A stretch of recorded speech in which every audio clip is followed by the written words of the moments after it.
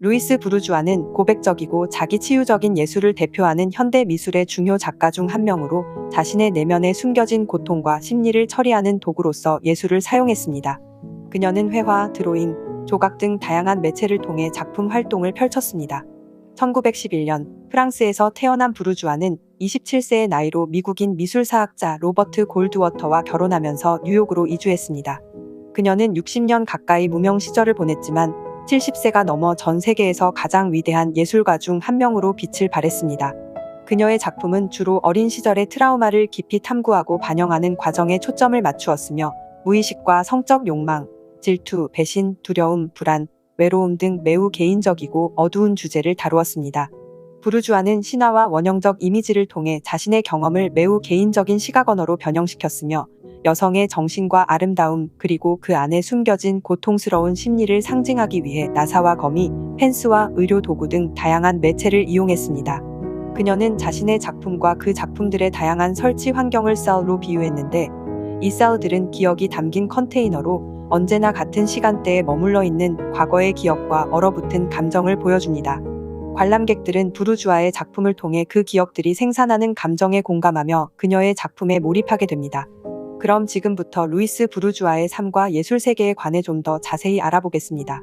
루이스 부르주아는 1911년 프랑스 파리에서 태어났으며 아들을 원했던 아버지의 이름을 물려받았습니다. 그녀의 가족은 테피스트리를 판매하던 부르주아의 부모가 운영했던 갤러리의 위층 아파트에 거주했습니다. 또한 시골의 빌라와 작업실을 가지고 있어 주말에는 그곳에서 오래된 테피스트리를 복원했습니다. 부르주아는 어린 시절부터 어머니 조세핀과 매우 가까웠으며 어머니의 지도 아래 세탁, 수선, 바느질과 그림을 도왔습니다. 청소년 시절에는 파리의 엘리트 학교인 리세 페넬롱에서 공부했습니다. 부르주아는 부유한 가정 환경에서 자랐지만 가정 내에는 지속적인 긴장이 흐르고 있었습니다. 이는 그녀의 가정교사이기도 했던 아버지의 내연녀가 한 집에 거주하고 있었기 때문입니다.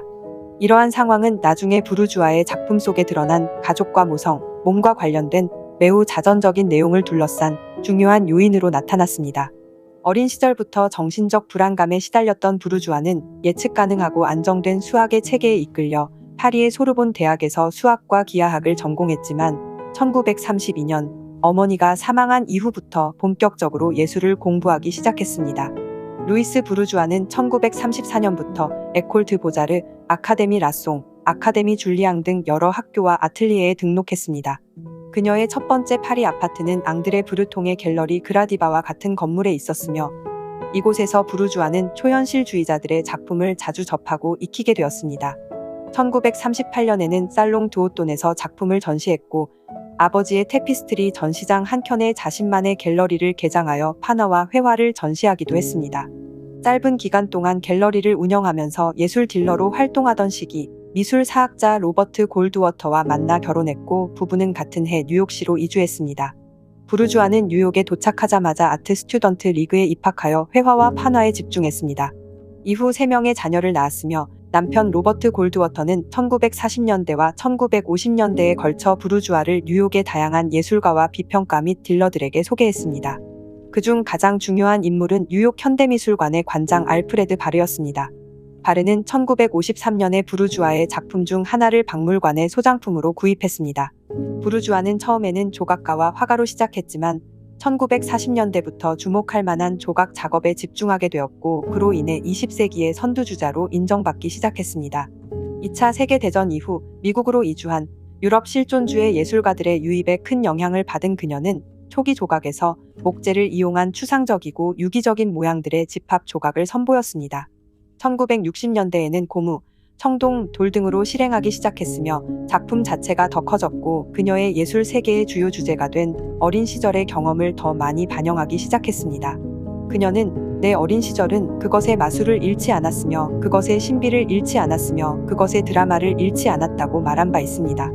그녀의 작품들이 취하는 의인화된 형상들은 여성과 남성의 몸이 지속적으로 재창조되면서 성적 존재와 순수함, 그 둘 사이의 상호작용을 통해 발전되었습니다.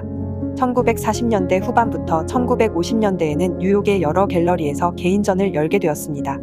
남편인 골드워터가 풀브라이트 장학금을 받으면서 그들은 자녀들과 함께 프랑스로 돌아갔고 이 시기에 부르주아의 아버지는 세상을 떠났습니다. 1954년 부르주아는 버넷 뉴먼과 앳 라인하트 등 여러 동시대 사람들과 함께 미국 추상미술가 그룹에 합류했으며 이때 그녀는 윌렘 드 쿠닝, 마크 로스코, 잭슨 폴락 등과 친구가 되었습니다. 부르주아는 1952년부터 1985년까지 긴 기간에 걸쳐 정신분석을 받았습니다.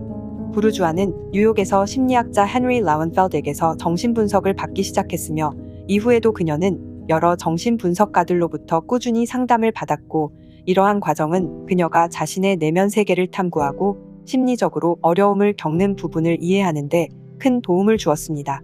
1960년대에는 라텍스, 플라스터 및 고무를 실험하기 시작했으며 이탈리아를 여행하면서 대리석 및 청동으로 작업했습니다. 부르주아의 남편은 1973년에 사망했으며 그 해부터 부르주아는 프렛 인스티튜트, 쿠퍼 유니온, 브루클린 칼리지 등 뉴욕의 다양한 기관에서 교육 활동을 시작했습니다. 또한 이 시기 그녀는 첼시 아파트에서 매주 일요살롱을 개최하기 시작했는데 이는 곧 전설적인 장소가 되었습니다. 이 소수의 세션을 통해 학생들과 젊은 예술가들은 그녀에게 작품을 가져와 비평을 받을 수 있었으며 그녀는 긴장감이 감도는 이 비평 시간을 일요일, 핏줄이 파랗게 질리는 일요일이라는 농담으로 언급하기도 했습니다. 그러나 젊은 예술가들에게 풍부한 조언을 아낌없이 전달하는 부르주아의 탁월한 의사소통 능력은 매우 의미 있는 시간을 만들어 나갔습니다. 1970년대와 1980년대에는 몇몇 전시회에 참여하면서 퍼포먼스 작품을 선보이기 시작했습니다. 1970년대에는 사회주의자 및 여성주의자로 활동하기 시작하면서 여성의 몸에 관한 여러 작품을 만들었습니다. 중요한 예로 부르주아의 피엣과 같은 작품들은 여성주의 예술가들의 중요한 전조작품으로 남았습니다. 부르주아의 작품은 언제나 기억의 재구성을 중심으로 했으며 여성 예술 운동을 형성하고 활성화하는 데 크게 기여했습니다. 루이스 부르주아의 가장 주목할 만한 인터뷰 중 하나는 파울로 헤르켄오프에 의해 진행되어 아트스페이스에서 발표되었는데 이 인터뷰는 그녀의 예술 철학과 개인적인 고통에 관한 깊은 통찰력을 제공합니다. 그럼 지금부터 루이스 부르주아의 인터뷰를 통해 그녀의 작품 세계에 관한 인사이트를 잠시 들여다보겠습니다. 기억과 망각을 향한 공포. 부르주아는 망각의 고통에 대해 이야기하며 그것이 그녀에게는 무력함을 상징한다고 말합니다. 그녀는 작품이 기억의 소멸을 막기 위한 방법이며 예술을 통해 그 기억에 영속성을 부여하려고 노력한다고 말합니다. 기억을 잃는 것에 관한 그녀의 두려움은 부르주아의 창작 과정의 많은 부분을 이끌어냈습니다. 심리분석과 예술. 그녀는 자신의 예술이 심리분석의 한 형태로서 심리의 문제를 처리하고 해결하는 데 도움이 되었다고 설명합니다. 부르주아는 매일 나는 나를 괴롭히는 모든 불평과 분노를 해결합니다. 아름다운 예술 속에는 언제나 분노의 요소가 있습니다. 라고 밝혔습니다. 초현실주의 vs 실존주의. 부르주아는 초현실주의라는 카테고리를 거부하면서 자신을 실존주의자로 정의하고자 했고 알베르 까미의 문학에 대한 감탄을 강조했습니다. 그녀의 실존주의적 접근은 인간의 감정과 존재의 복잡성에 중점을 두었습니다. 보호와 힘. 부르주아는 자신의 작품 속에서 매우 자주 거미라는 주제로 회귀했습니다. 이는 부지런함, 보호, 자기 방어 및 취약성을 상징했으며 마망을 포함한 그녀의 유명한 거미 조각 작품들은 이러한 속성과 함께 그녀와 어머니와의 관계를 반영한다고 말합니다.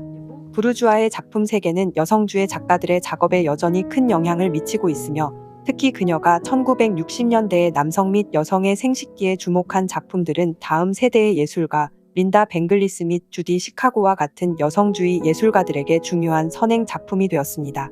한편 성적으로 겪었던 어려움에 관한 부르주아의 심층적 연구는 남성 예술가들에게도 영향을 미쳤습니다. 한 예로 로버트 메이플소프와 같은 작가는 부르주아의 사진 작품으로부터 영향을 받아 신체의 정체성을 새로운 방법으로 탐구한 것으로 알려져 있습니다. 그녀의 테피스트리와 원단을 조각적 원리로 결합한 작품은 패션계에도 찾아볼 수 있습니다. 꼼데 가르송과 시몬 로샤와 같은 유명 디자이너는 부르주아의 작품 세계를 기반으로 컬렉션을 구성하기도 했습니다. 부르주아는 1982년에 뉴욕의 현대미술관에서 처음으로 여성 예술가로서 회고전을 가졌으며 미국 시민권을 얻은 1955년부터 2010년 사망 전까지 예술계에서 매우 중요한 위치를 차지했습니다. 1993년에는 베니스 비엔날레에서 미국을 대표하기도 했습니다. 인생의 마지막 해인 2010년 부르주아는 자신의 예술을 통해 레즈비언, 게이, 양성애자, 트랜스젠더 등 LGBT의 평등을 옹호했습니다. 그녀는 뉴욕에 거주하다가 2010년 5월 급성 신부전으로 98세의 나이로 세상을 떠났습니다. 마지막으로 루이스 부르주아의 작품 3점에 관한 간략한 설명과 함께 이번 비디오를 마치겠습니다. 다음 회에서 더욱 흥미로운 작가의 이야기와 함께 찾아뵙겠습니다. 감사합니다. 마망 1999. 마망은 부르주아의 가장 유명한 조각 중 하나로 높이가 30피트가 넘는 거대한 거미 작품입니다. 청동, 스테인레스 스틸 및 대리석으로 만들어진 이 작품에서 거미는 그녀의 어머니를 상징하며 보호와 양육 그리고 모성의 힘과 같은 주제를 강조합니다. 조각의 거대한 크기와 위압감은 동시에 매혹과 두려움을 불러일으켜 부르주아의 어머니와의 복잡한 관계를 반영합니다. Cells 1986-2008 셀 시리즈는 폐쇄된 환경을 만드는 약 60개의 설치물로 구성됩니다. 각 셀에는 기억, 외상 및 무의식적 주제를 떠올리는 개인적인 물건들, 조각품이 포함되어 있습니다. 부르주아는 이러한 작품들을 다양한 유형의 고통을 나타내는 건축적 공간이라고 설명했습니다. 아버지의 파괴 1974. 이 설치물은 가족을 집어삼키는 고압적인 아버지 형상을 상징적으로 표현한 추상적이고 악몽 같은 식사 테이블 장면입니다. 석고, 라텍스, 목재 및 천으로 만들어진 이 작품은 가족의 역학관계, 반항, 복수와 같은 주제를 탐구합니다. 이 작품의 혼란스러운 구성은 부르주아 자신과 아버지와의 긴장된 관계와 가부장적 권위에 관한 그녀의 고뇌를 반영했습니다.